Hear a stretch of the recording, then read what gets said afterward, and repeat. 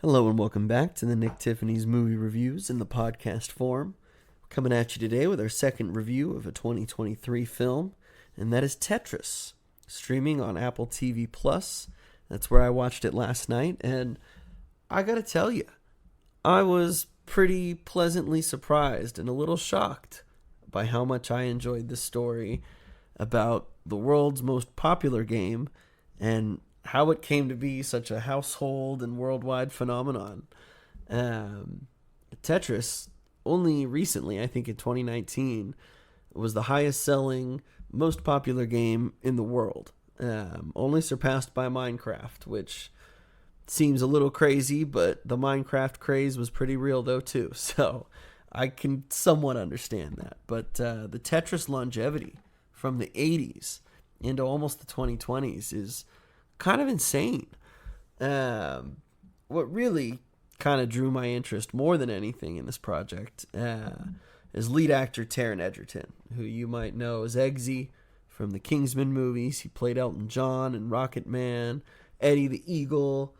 He's done just some fantastic work and is one of my favorite finds as far as an actor goes in the last 10 years, even on the, as far as a younger actor kind of coming onto the scene. He should have had an Oscar nomination and maybe an Oscar for his role in Rocket Man. And he is just such an excitable actor. He's just so enjoyable to watch. Matthew Vaughn, who produced and directed those Kingsman movies, who also produced Rocket Man, also produced Eddie the Eagle. This is their fifth time kind of collaborating. And so it's cool to see Egerton kind of have that role model who kind of is helping him along, following his career, investing in his career.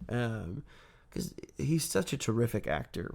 So Taron Egerton plays Hank Rogers, who owns and works for Bulletproof Computing and Games.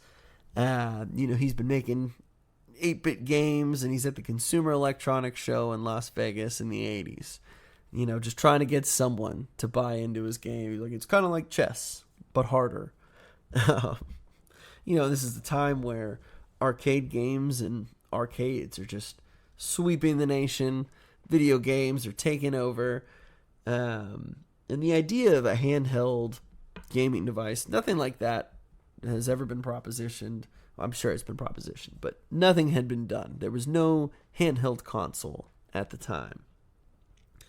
And Hank is just taken by this game, flipping the blocks, getting them to complete, blowing apart the bottom level once you get them all lined up. It's so simple, but so enjoyable, and so frustrating when you don't flip the piece right. It seems, kind of like what I thought this movie would be. It seems too simple to tell a story about a pretty simple game. But I was wrong, because this game, the history behind it is just fascinating. On top of a huge debacle when it comes to licensing and fees and who technically has the rights to distribute this where. And if they've got the rights in this country, could we get it in another country? Could we get the computer rights? Could we get the arcade rights? What's feasible for us here? Because Hank himself lives in Japan. He's got 4 kids with his wife. They'd met in Hawaii in school. He said he followed her back to Tokyo and had been there ever since. So that's kind of his base of operations. But, he does tons of international business. So when he gets involved in Tetris, he is literally willing to bet the house that this is the game that's going to take over. And if he can play his cards right, he can end up getting it in the right hands and shipped with the right products. He could make money. They're going to make money, whoever invests in it. Everybody's going to win. Or so he thought. Because, of course, that's just too easy. There is a complicated, almost web or ripple effect. Because the game started in Russia by a guy named Alexei Pajitnov, played by Nikita Efremov. And, to him, like a lot of people at the time, and perhaps a lot of people in the Soviet Union during the Cold War, there's a lot of uncertainty in the world. There's not a lot by the way of hope, by the way of, escaping this feeling that something's happening in the background, something's looming over us. So you couple that with the fact that he lives in communist Soviet Russia, where, you're not allowed to sell something outside of Russia. The idea that you, the individual, would sell something and make profit off of it, that's unheard of. That doesn't work in the Communist Party there. So it's a huge, huge no-no. But something happens. Alexei is visited by a Robert Stein, played by Toby Jones, and he's approached for the rights to make this a computer game and for the rights to distribute Tetris in computers or computer game forms however he so desires. And it's a tricky situation because, again, he's like, we're Russian. I cannot take your money for this. I can't do that. I can't give it to you. But, to Robert Stein's credit, he was persistent. And he kept trying to acquire the rights, and so eventually he did. And then Tetris got out of Russia. And it started spreading all over the world. And it really started gaining a fan base. And so Robert Stein says, hey, I probably need some backing if I want to take this game higher as well. So I'm going to go to the Maxwells, Kevin Maxwell and his father Robert, who ran Mirrorsoft. And, Robert was a billionaire mogul who owned all sorts of news and distribution sites. He's no longer the CEO. His son Kevin is, but the two of them are both involved pretty heavily in terms of, hey, we've got a company that can distribute this. We recognize this could make us money. So what we want are the rights from Robert Stein. We need those to a degree. And then we can really take off and make money. Meanwhile, Hank is trying to distribute Tetris in Japan, and he's trying to pitch to Nintendo, thinking, hey, you know what? If we could package this with something, if you guys could make game cartridges for this, whether it's just in Japan, because that's all he has the rights to Tetris for, this could really be something big. And that's when he really kind of starts learning, okay, maybe I don't have the rights to do this for a handheld, because Nintendo's working on a Game Boy. And Tetris could come pre-packaged with this, because this is a game anybody in the family can play. And it's not just kids that you're advertising this to with Super Mario. Adults will pay Tetris. Adults will pay $89.99 or $79.99, whatever it was, for the first Game Boy. And so already there's just so much fascinating video game history here. Meeting with Nintendo's president, whether it's the admiration for the games they've created and wanting to build something in the future, visiting the Seattle Nintendo headquarters, which was, just fun because that's somewhere I've driven by countless times. Everything's looking like the only way it's going to get done is if you can get into Russia, and if you can get to Alexei, and if you can get Ilorg, which is the electronic organization that kind of represents Russia and the Soviet Union at the time. We got to jump through these hoops, and we got to get these signatures and make these deals happen if we're really going to distribute Tetris like that worldwide. So we don't get sued, so there's nothing done illegally. But that's a pretty big risk because, Russia's just not going to let anybody in politically, business-wise. They don't want capitalists coming in there trying to do this. So you got to go in as a tourist. And this is where the story really just kind of changed, and it almost becomes an espionage-like thriller. Because the Soviets and the KGB, they're all almost kind of playing games too, because what's the best for Russia? How can we get the best thing out of this deal? We also don't want Americans coming here and trying to take Russian property and sell it, so there's intimidation. There's just, I was just blown away by how many layers there were. Just, licensing aside, just learning about, or more about Soviet Russia at the time, or just the Communist Party, and this idea of truly, you're not able to profit off of this creation that you've made because you've made it for the country. If it gets out, if it gets sold, it is for Mother Russia. And of course, Hank is just, a do-good American guy. He's the only person who's probably really being honest and not trying to screw anybody over, because he realizes, he's like, this is bigger than any of this. And it seems silly to say that and say this maybe, but it's like, there are mediums that transcend politics, that transcend our borders and all the extra crap in this world. There are so many things that unite people, that make us more alike than we are, or than we realize. And games, movies, books, concerts, experiences are universal. And so this was something he knew and he believed in so much. But it was just crazy to see how involved he was in this story, traveling all around the world, just trying to get I'm like, for anybody who's really interested in video games, if you're interested in computing, understanding some of the history behind that is just fascinating. So already, maybe this movie was a little more tailor-made for me.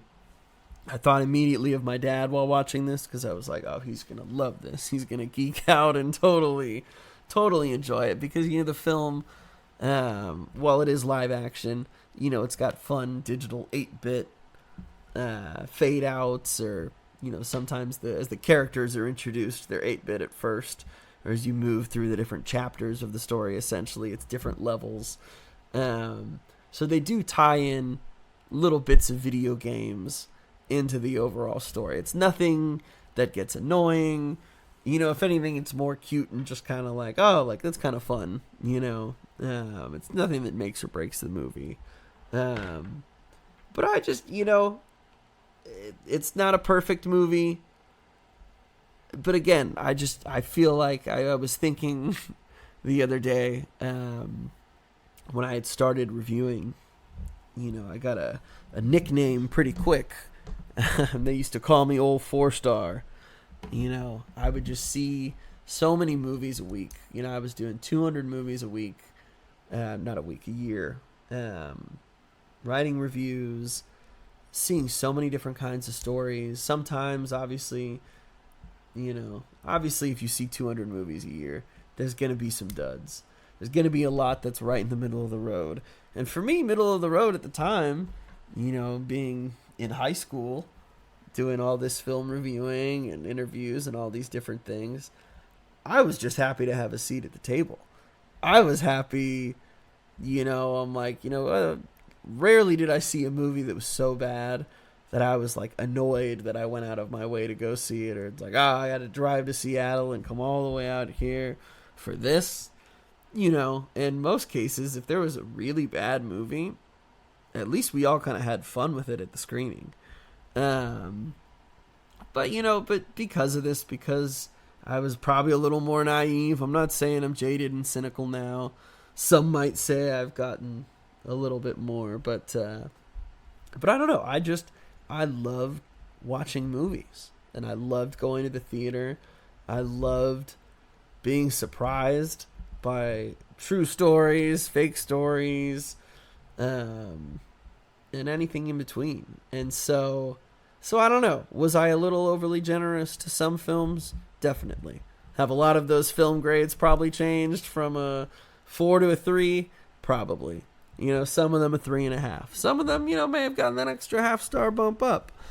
But it just, it is the weirdest part of reviewing and doing this. Because when you really enjoy a movie, when it really surprises you, obviously there are things that could have been a little bit tighter. I'm sure there were more than a few fantastical elements added to this script. And a few scenes that were definitely more on the cheesy side. But all in all, I just had a great time with this movie. It's not the best movie ever made. It's not trying to be. I think they know what they're doing with the story that they're telling, and they just found a really fun and unique way to tell and make this story maybe more interesting than it was on paper. But for anybody with an appreciation of video games or gaming and programming or anything like this, it's just really cool to see a little bit of this backstory and see how this game really did go on to change the world and the trouble that it took to get there. Taron Egerton's great.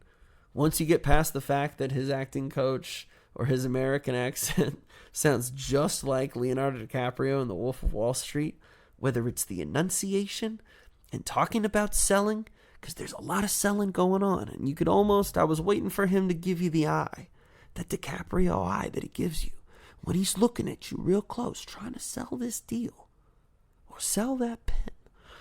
It's I immediately, like 5 minutes in the movie, I turned to my friend Preston and I was like, you know who he sounds like right now? And before I could even say it, he's like, he kind of sounds like Leo, actually, a little bit. My fiance kind of reminded me, she's like, well, you got to know that a lot of salesmen, obviously, they have that kind of voice. They have a way that they speak.